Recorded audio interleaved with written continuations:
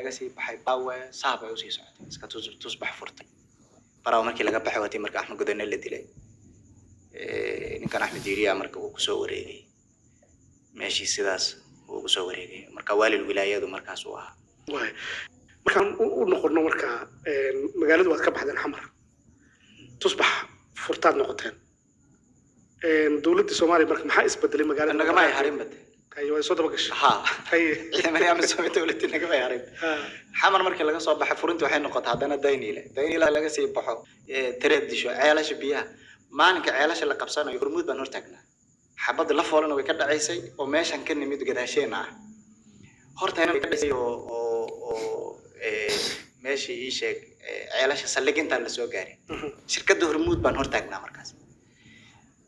dhowr nin baahan gaari sarfaan wadanay wada alaabi waxaan ka rabnaa meesha ka qaadanay waan gudubnay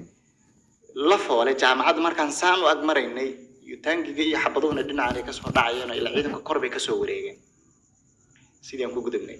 controlka afgay marka waxaan ku marnay karatay oo meesha taagan oo qiimeynaya magaalada adi wixii laga tagi kareen waa laga tagay wixii orday kareen way ordaan sidii yar isugu shubay marko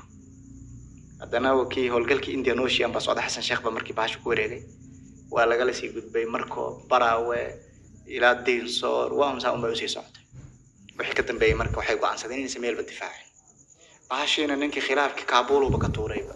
waa alqaacido toos ugu biiray watii Usaama 2011 dhintay Ayman markuu yimid codsigooda inay alqaacido ku biiran xilliga Usaama u jiray